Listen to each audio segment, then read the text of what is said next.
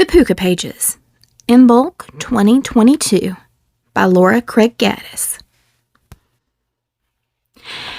Imbolc falls on February the 2nd. Other names include Candlemas, Imbolc, Feast of Torches, Oven, Bridget's Day, Lupercalia, Groundhog Day, and the Feast of Waxing Light. Imbolc means in the belly. Even though it is still winter, spring is coming soon, and all over the world, new life is already growing in the bellies of mother animals. Deep within the belly of Mother Nature, below the snow and frozen earth, new life is stirring there also. This 2022 Imbolc issue of the Pooka Pages will be the last edition. Inside, there are 2 Pooka Storybook chair stories rather than just one.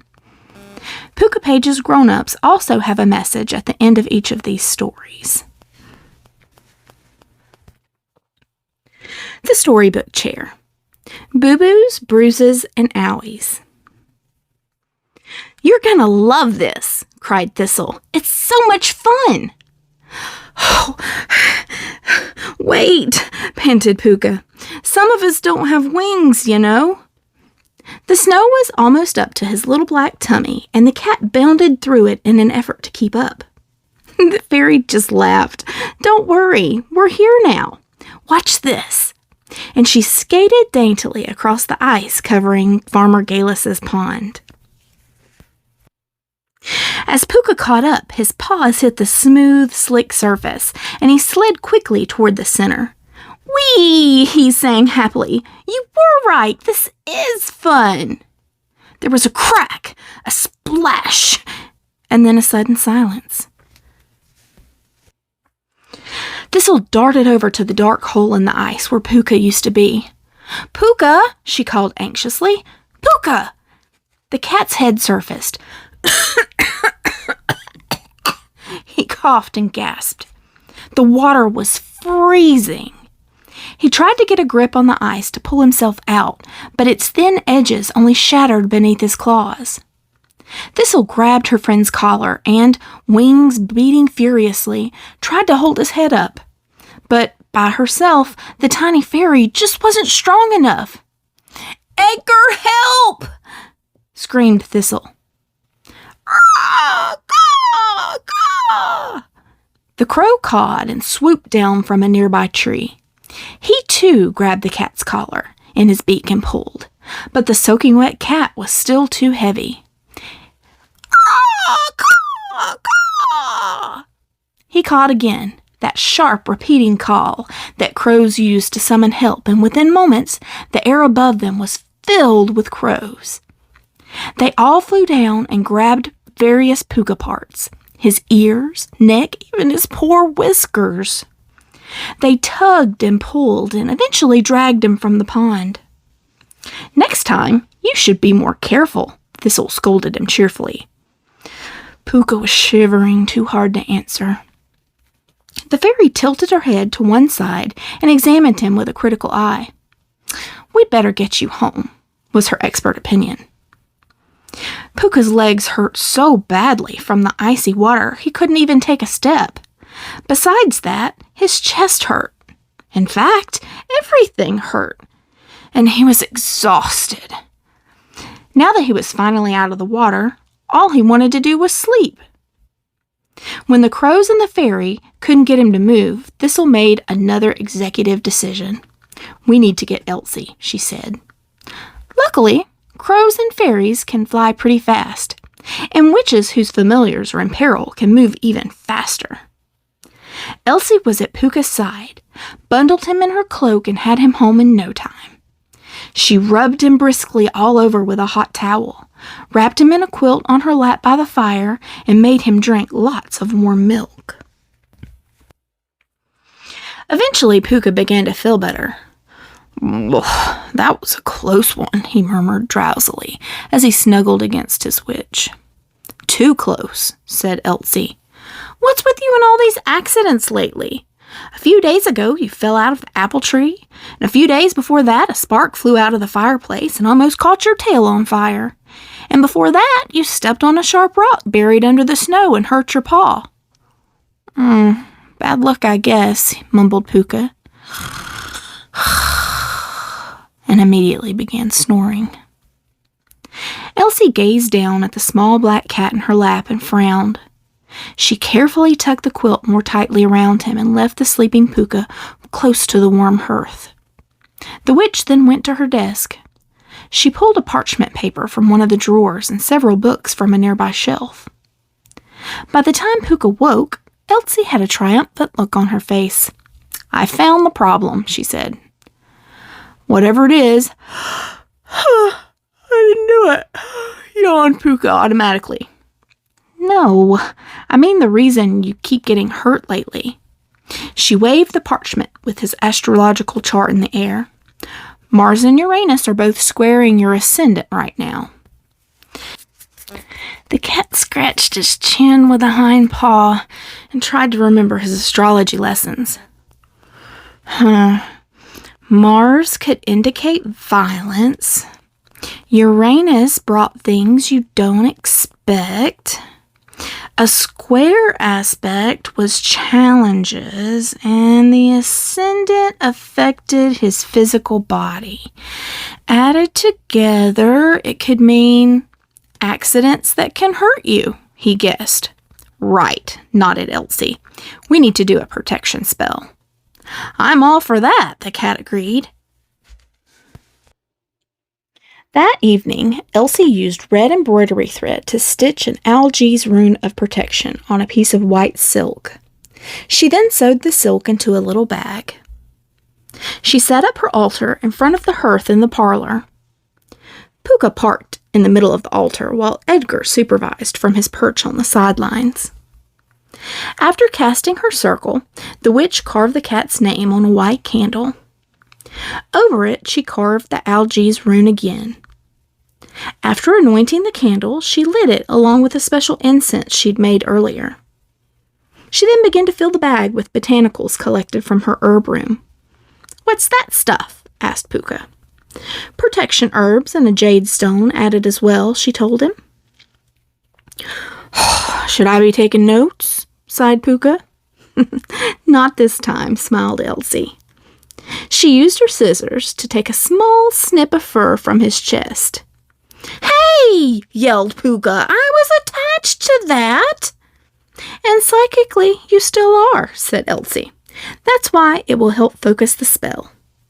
She then held the white bag over her head, breathed deeply, and focused her own energy. "Ancient guardians, rise from the east, rise from the west, rise from the south, and rise from the north.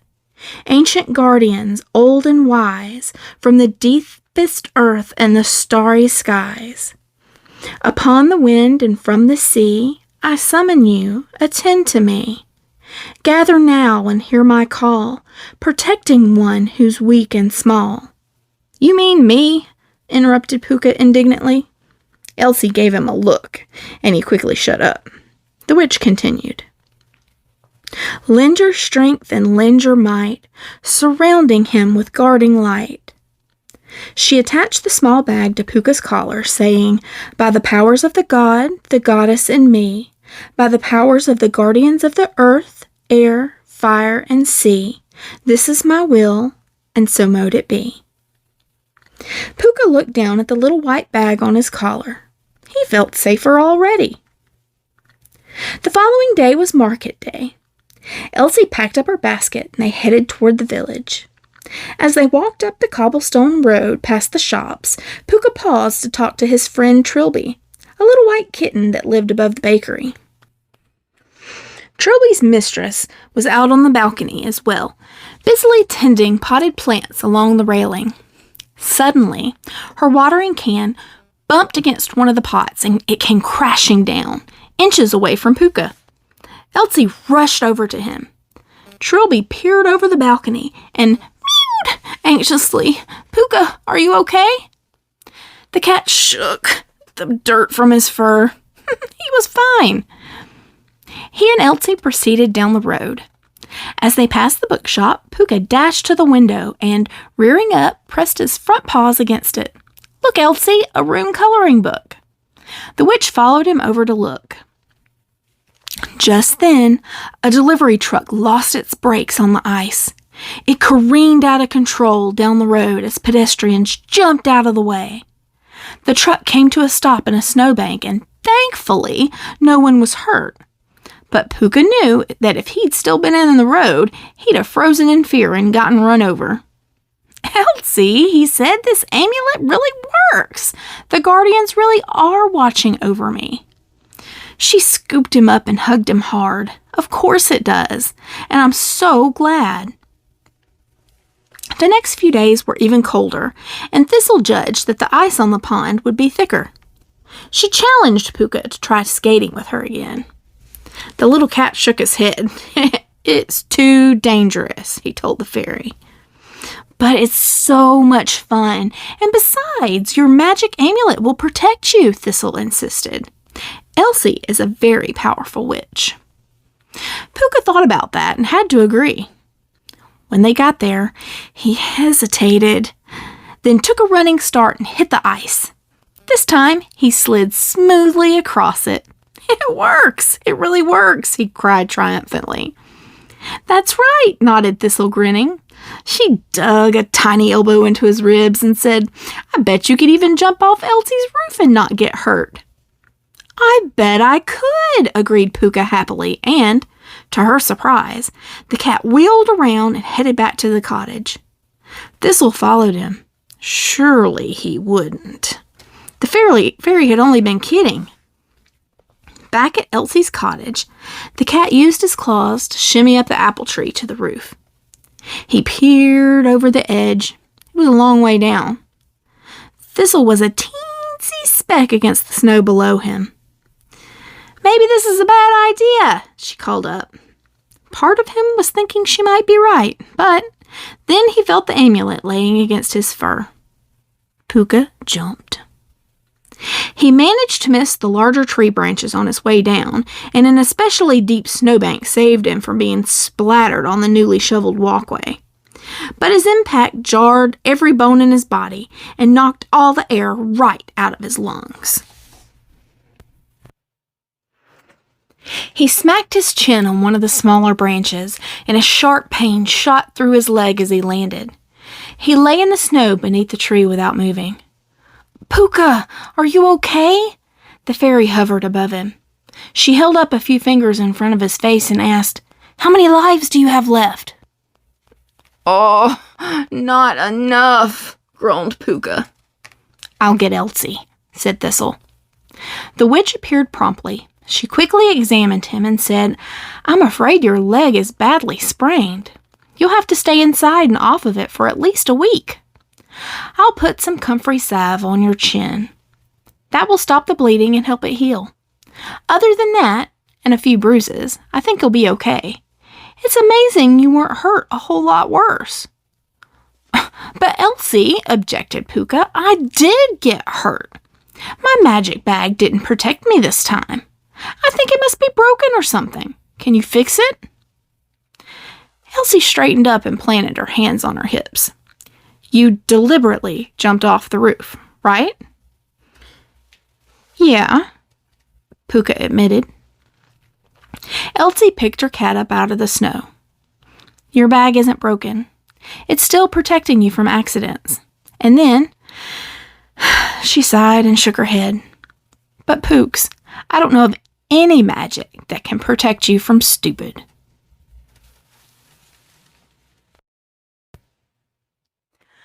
Pooka's Pages for Grown-Ups. It is with deep sorrow and sadness that I have to inform you that this is the last edition of Pooka Pages magazine. Our beloved Lora Craig-Gaddis is seriously ill and will not recover enough to continue her magical work for children. Pooka has been Lora's devotional work to her gods and her ancestors for almost 30 years. Her devotion to her pagan path covers more than twice that at over 60 years. Hers is a body of work that will leave a lasting legacy for pagan children and their parents now and in the future, one created and shared in love. Lora's real-life adventures with animals have been as magical and muddled as the scrapes and adventures her story animals get up to. From Grimalkin, her familiar in training, the bossy critters in her garden, Big Mac, the abandoned Roddy who wandered into her home one wet Christmas night and settled straight into her heart, to Pooka himself. All of them found themselves a home with a big heart at its center and various starring roles in her writing. Lora's children, grandchildren, and family are supporting and helping her through her illness. Her animals are probably still hogging her bed. Please hold Lora in your hearts and bless her in your circles. You will understand that this has been a difficult issue to produce and edit. It was not possible to use all the photos and pieces readers sent in. However, they were appreciated and enjoyed on the Facebook page. Thank you for those, and thank you for all the contributors to this issue, both past and present. Thank you to Fabian and Shelley, who organized the birthday list for this Pooka edition. In particular, a huge thank you once again to Carmen Sanchez Bezard and Lillian Grenier, who helped hold the fort these past few months. Lora, Elsie, and Pooka, thank you for all your love and support for their magazine over these years. Fiona Tinker.